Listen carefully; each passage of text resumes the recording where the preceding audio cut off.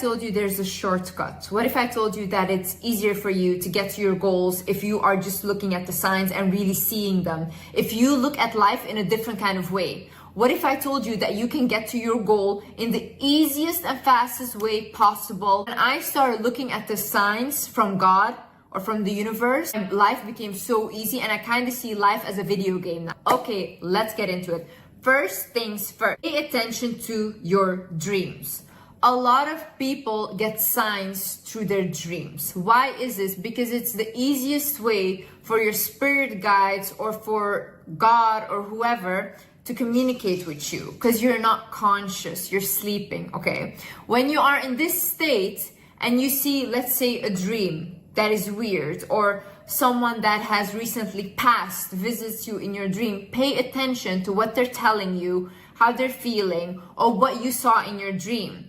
Even things like, for example, cutting your hair, someone cutting your hair in your dream and you felt some type of way about that. Look up, what does cutting your hair in dream mean? If you feel like you're being chased by someone or you're naked in a dream, look up, what does it mean to be naked? Because that can mean that you feel exposed in the world, that there's certain fears that you have. Our dreams have meaning. For example, so I've, ever since I was young, I've been guided through my dreams. So for example, if someone would lie to me, I would have a dream about the truth. So I would see in the dream what the lie was and what they told me that wasn't true. For example, today even, I was sleeping and all of a sudden in my dream, I am like at a yoga teacher place. There's this girl that comes up to my yoga teacher and she goes like, hey, I've written this journal. And she goes to the yoga teacher, choose a word. And then the yoga teacher chooses the word light.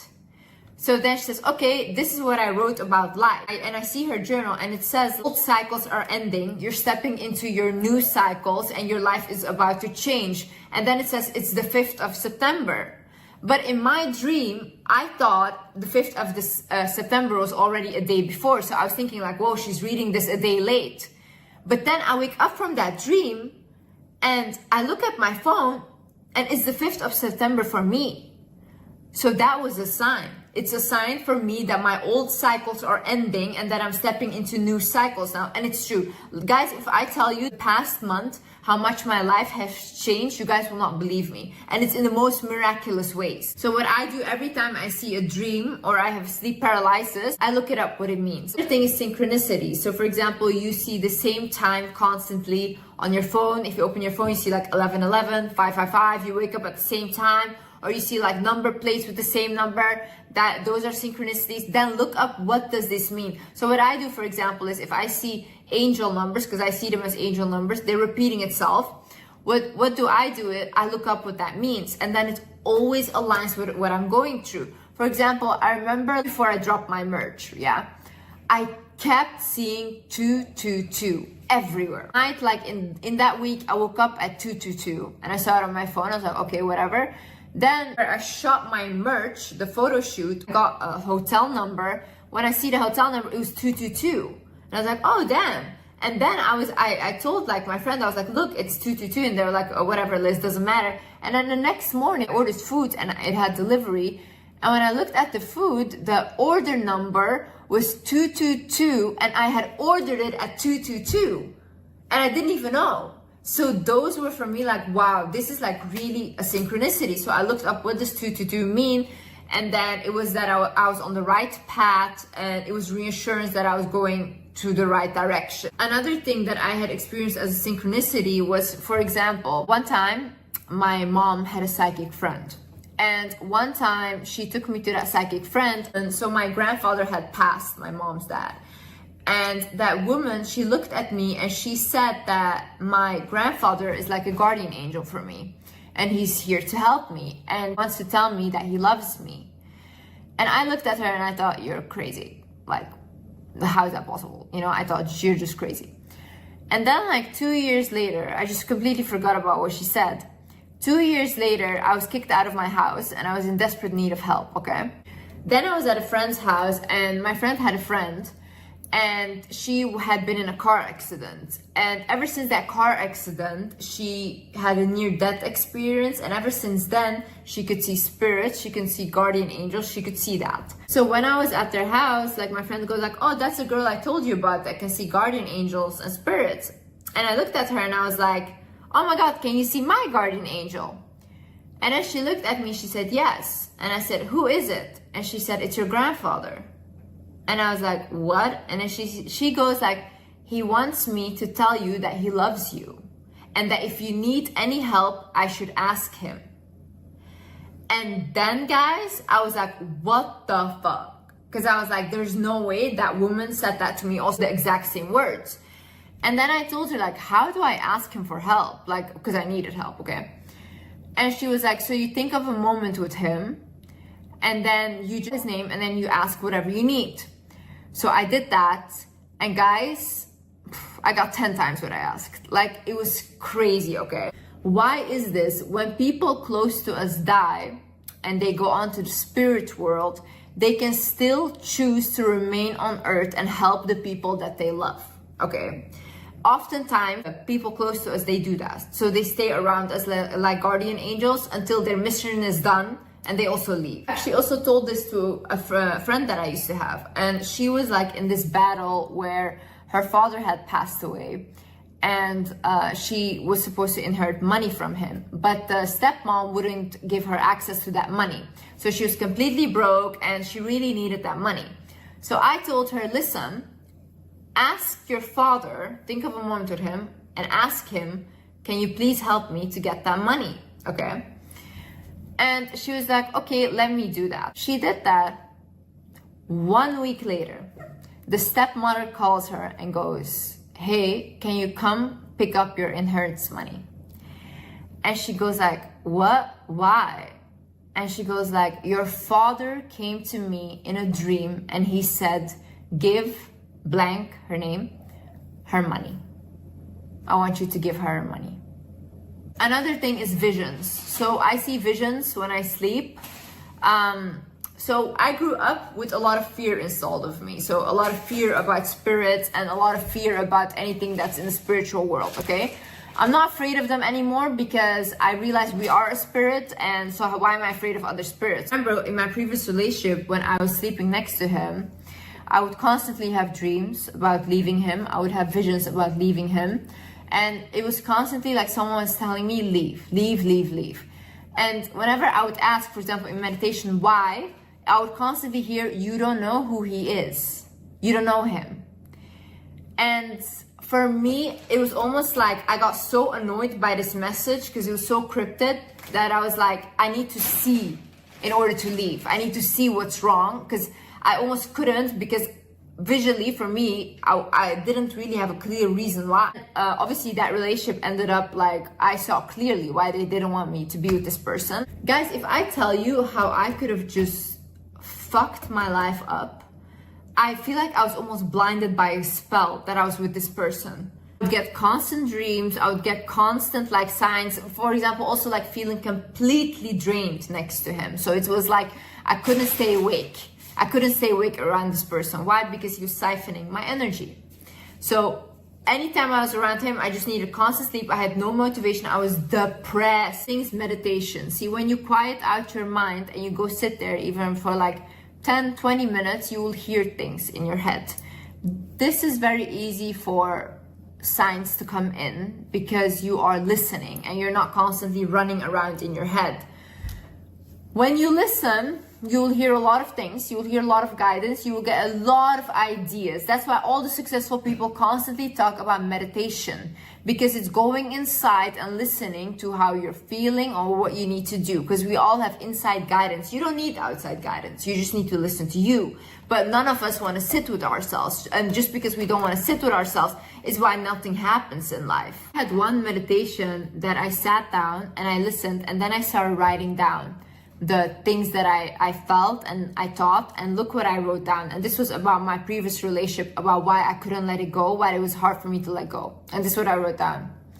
Pain is familiar, pain is love. Torture is love for a broken child. Heal the child and she won't love it anymore. God didn't give you broken love. Humans did. When God takes him away, it's protection. It's not hurt. It's not pain. It's protection. You are meant to experience deep forms of love because you are love and the people around you are love. You keep pouring into an empty cup, begging to fill it in and eventually call it love. At the end of the day, it's just empty and it leaves you empty. And whilst I was in the meditation, when I was asking that about my previous relationship, I saw a vision where they showed me, like I was shown an image of me from the inside. And they showed me like me with a lot of like colors inside and a lot of energy. And they showed me this person, like my previous partner, and they showed completely empty, like I could see through him. And then they showed us like merging into each other. And it was almost like he was like a glass going over me. And then it basically showed like, you're the only one that's alive in this relationship. You're the only one that's in this relationship life because he's empty. And then like I kept hearing in my head, empty people cannot love. Another sign is manifesting quickly. So when something happens so quick that you cannot even think about it, that's divinely guided. So when you have a breakup that happens so quick and all of a sudden it's like done and you're like, what just happened? Divinely guided. When you get into a new relationship and it happens quickly and you guys are together, it's divinely guided. Like you lose a job very quickly or you gain a new job very quickly. It's all divinely guided. For example, when I started doing YouTube, I didn't want to do YouTube at all, okay? I was just thinking I'm gonna be a housewife. Like that's it. Like I'm gonna live my life and I'm gonna keep posting on TikTok and I don't care. But I had this one follower of mine of TikTok and she kept emailing me about starting a YouTube channel. Humera, I love you. Like literally we text and I'm gonna come see you in London. But at that time I was like, girl, leave me alone. I don't want that. And she kept emailing me. And then I was like, let me start a YouTube channel. I swear guys, when I started my YouTube channel, the first video that I uploaded, Be Better or Stay Bitter, I turned off the comments because I was like, no one is gonna watch this, okay? No one is gonna watch this because who wants to watch a video without comments? I went viral on YouTube in 2 weeks. I was signed with YouTube in 2 weeks. It went so fast, my career. It was divinely guided. Nothing could have stopped it. I don't even know how that happened, but I was meant to do it. And this is what I need you to understand as well. When something is for someone, there is nothing you can do to take that away or to stop that. And also another thing is you guys should be really, really careful who you go against. A lot of people are very spiritually protected on the other side. I am very, very careful on who I do not offend. Like I actually am very unproblematic in that sense. I try to offend no one, okay? Like I don't try to go dig drama up with people and all these things. Because first of all, if you create a living off of making drama will always surround in your life because that's what you're giving out. That's the energy you're giving, so it comes back, okay? But the same way, the people you're attacking can be spiritually very protected. Be careful. You can come for that person because you think that's just a human, but you don't know who their ancestors are. You don't know who is protecting this person. Another thing is repeating patterns. So this is why I say, like, if you have the same type of boyfriends constantly, you have the same type of friends constantly, they do the same behavior, those are signs from the universe, from God, that you need to change something about yourself. And there's a reason why you're attracting that, okay? I think the reason why I kept attracting the same men like X up until now was because I could not let go of my father wound. And it was almost like letting go of him was like letting go of my father and the trauma that I had with my father. But the more I grew and the more I started healing from my father wound in the relationship, the less attracted I was to my ex. Another sign is when you feel an energy shift. So I have this, for example, with certain people that I know. Before I go to them, I feel confident, I feel good. Whenever I start sitting with them, my energy shifts because I feel what they feel. So then I start feeling insecure, I feel desperate, and I'm like, whoa, what is this? So then I go back home and I feel normal again. Or I go somewhere else and I feel normal again when I'm not around that person. But only around that person I feel that way, okay? So then I understood, okay, these are the emotions from that person, so I don't have to take it as mine. But that's the energy that they have. Is it good? Is it bad? No, it's not, but it's just their energy. But what I should do is realize, okay, Liz, it's not yours. You can feel it, but let them keep it. Another thing is transmuting your energy. So a lot of people, they feel, let's say, a lot of anger, or they have a lot of sexual energy. Now, sexual energy, having that is really good. Sexual energy is life force energy. It's amazing. If you put that energy into business or into creating something, it can be huge, you know. A lot of times when we feel energies like, oh, anger and fear, these are very strong emotions, by the way, and very strong energies. A lot of people don't know what to do with them, so they feed into it. But instead, you should think, okay, what can I create out of this anger? What can I create out of this fear? What can I create out of this sadness? When people are sad, when they're angry, they create the biggest masterpieces. That's when people create the best things. The best music, the best artwork comes from all these energies and emotions. But you should instead of, like, for example, just sleeping around with people, transmute that energy, especially for men, because men give energy when they sleep with people, okay? They give away their energy. A lot of men that I've known that became very successful, when they were building their business, they became celibate. So they wouldn't sleep with anyone because they wanted to use that sexual energy into their business. Another thing is your matrix destiny chart. Okay, I found out about this on TikTok.